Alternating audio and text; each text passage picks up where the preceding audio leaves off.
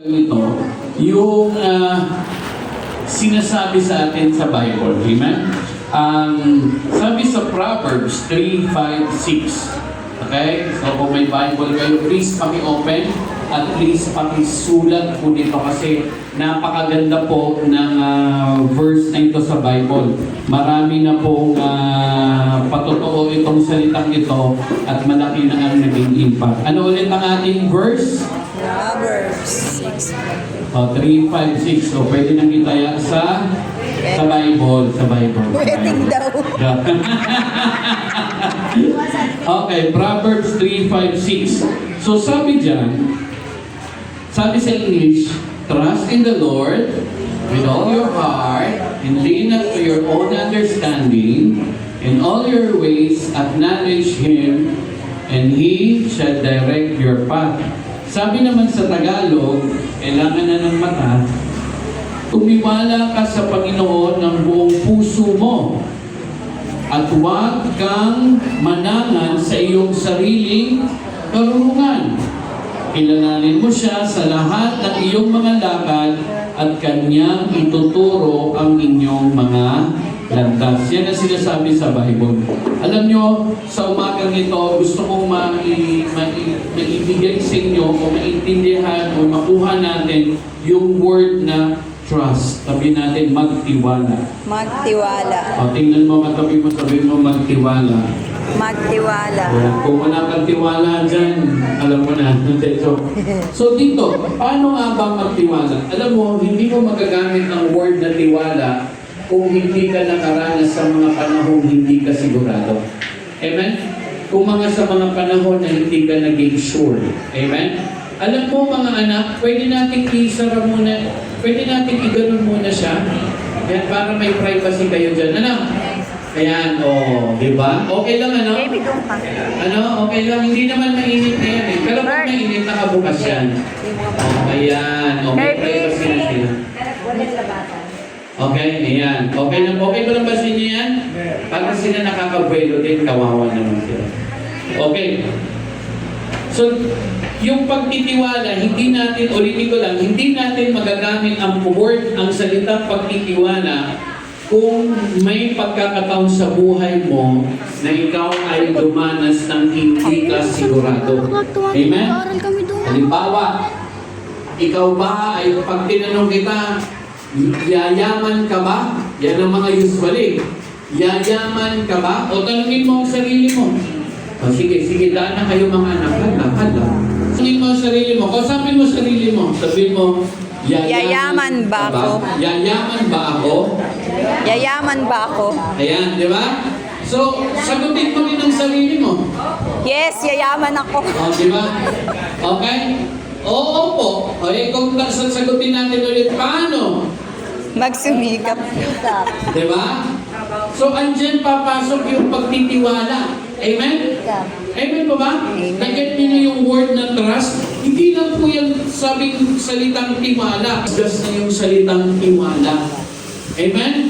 So, sabi nga daw, magtiwala kahit hindi ka sigurado. Amen? Amen? Kaya nga, maganda yung example na yun. Yayaman ba ako? Ito. Papayat ba ako? Buti ka pa pumayat ka. Yes, amen. Diba? Ang laki na. Hindi kasi kaya naman yan, magbata pa, malakas pa metabolism. Sa amin ni Ate Melly, diba? Medyo makupad na, kung ito ang metabolism nito, paspas tayo. Sopas na lang tayo, sopas. Amen? So, ganoon ang word na tiwala. Naiintindihan ko ba natin yung tiwala? Trust. Amen? Like halimbawa, magsisimba ba ako? Umulan. Walang tiwala. Yes. Amen? Amen. Ayoko na lang kasi umuulan. basa ako. Wow. Di ba? Takot sa ulan. Okay? Walang tiwala. O, tingnan mo. Pagdating mo rito, wala namang ulan. Amen po ba? So, nagigit po ba natin yung salitang pagtitiwala, yan po ay napakasagrado niyan. Amen? Napakasagrado. Kaya dito sa Proverbs 3, 5, 6, Sa English, alam nyo ba ito? Sige, tingnan nga natin. 1, 2, 3, go. Trust the Lord with all of your heart, and lean unto your own understanding. In all your ways acknowledge Him, and He shall direct your path. Ito, memorize ko to. No? Kasi may mga pagkakataon sa ating buhay na yung ating dinadaanan, yung ating direction, ay minsan nakakaranas tayo ng parang wala ng kasiguruhan. Oh? Amen. Paikot-ikot na lang, gigising sa umaga, Kakain, manilemon muna. maglilinis. Ay, Manilemon muna, di ba? Ganun muna, di ba? Pagising sa umaga, manilemon, yun ang breakfast eh. Tapos, magluluto, kakain, trabaho, di ba? Paikot-ikot na. Paikot-ikot, pero ang bagsak mo, ganun pa rin. Di ba? Kumita ka ng 10,000, maya-maya, balik ka na naman sa dati. Kumita ka ng 20,000, nakadalawang hakbang, isang utot mo lang, balik na ulit na naman. Ano ba? Aabante ka ba? O ano ba? Urong sulong. Nagigit nyo? Urong sulong lagi ang buhay. Kaya minsan yung salitang pagtitiwala ay wala ng bisa sa atin. Amen? Amen. Okay, mamaya i-discover natin yan. Ano pa? Hindi natin alam kung ano ang mangyayari sa ating kinabukasan. Ayan, katulad ng sinampol ko sa inyo. Yayaman ba ako? Pero ngayon, na nandito ka ngayon sa ating gawain, sigurado ko, yayaman ka. Amen. Amen. Oh, parang duda ka pa rin. Sa inyong dumaan. Okay? Okay? So dito din, lalo na pag yung yung parang nakakatakot na, minsan yung future nakakatakot na. Kaya dito nagkakaroon talaga yung ibang tao, yung nag-aalala sa kanilang mga anak. Lalo na sa mga magulang, ito, nararamdaman ko to. Yung salitang, di baling hindi umasenso ang buhay ko. Basta maging ang maganda. anak ko, umasenso ang buhay. Totoo ba to? Opo. Totoo ba ito? Amen. Di ba? Di ba? Parang ako, nangyari to kay Bochi eh. Sabi namin ni Che, parang parang taga-invest na lang tayo. Ang aanis si Boche at si Pipi eh. Pero parang hindi ko nagamit itong Proverbs 3:5-6, no? Na magtiwala. Amen?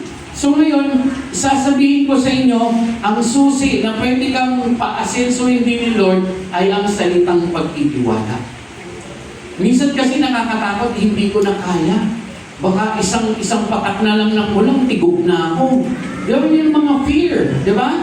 Pero dito ngayon sa umagang ito, sinasabi sa atin yung salitang pagtitiwala, gamitin natin yan para sa kinabukasan, sa kagandahan o sa pagkasenso ng kinabukasan natin. Amen? Amen. Bakit? Kasi sinabi sa atin ni Lord, magtiwala sa Kanya. Kaya sabihin mo, magtiwala kay Lord. Magtiwala kay Lord. Amen? Amen. Kahit hindi mo alam kung ano ang mangyayari. Amen po ba? Amen. Kahit hindi ka sigurado kung mananalo si Mayor Richie. Nanalo na. Panalo naman. Amen? Kahit hindi mo alam kung anong mangyayari, sige lang, sugod lang ng sugod. Amen? Amen. Kung kaya nga lagi kong sinasabi ito lagi sa mga self-member ko, meron man o wala, mahirap man o magaan, pag may gawain kay Lord, sugod lang. Huwag kang mapagod. Amen. Kahit kahit ang dami-dami kong problema, ay nako, yan yung panahon na doon mo dapat isubsub ang iyong sarili. Amen. Amen. May problema ka na nga, lalayo ka pa. Aba, sabi ko nga lagi ito, inuulit-ulit ko ito lagi sa mga kapatiran. Kapag hindi ka na naging abala kay Lord, ang magiging abala na sa'yo, ang demonyo. Amen? Amen. Subukan mo mag-post. Ayan na. Diba yung Lord, pahinga muna tayo. Sabi ni Lord siguro, sige, papahinga din ako. Tingnan mo, nawawala yung protection mo. Maya-maya, andyan na yung mga demonyo na pumapali-paligid sa... pag wala ka na talagang ginagawa. Amen?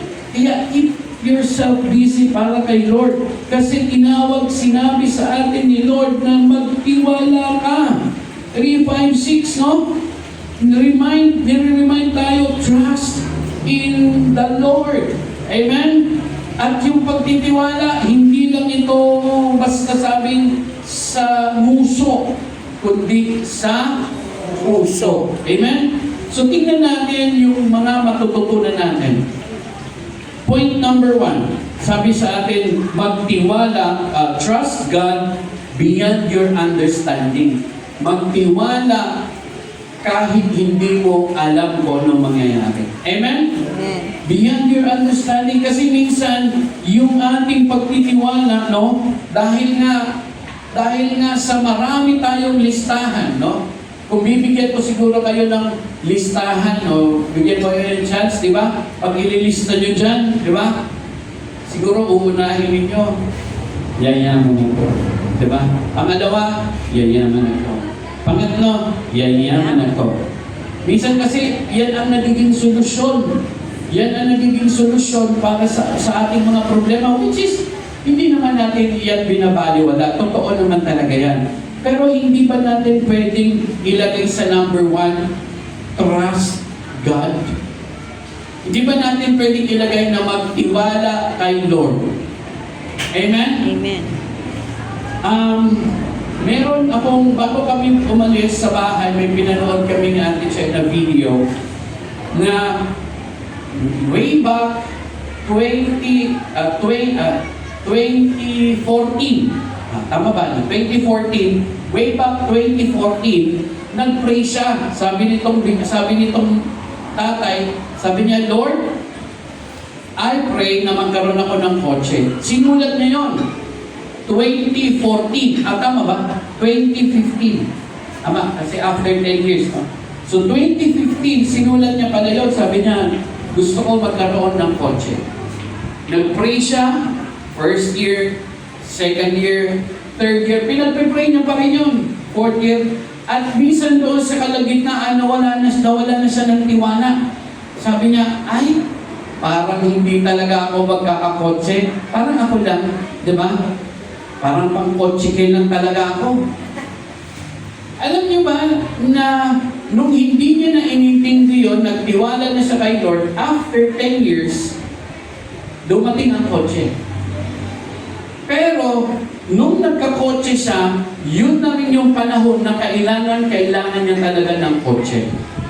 So tingnan mo, maaaring si Lord, yung pagtitiwala natin kay Lord, may mga bagay na hindi siya ibinibigay sa atin dahil hindi mo pa yan kailangan. Amen? Amen. Kaya sa tamang panahon, ibibigay niya yan sa iyo dahil kailangan mo yan.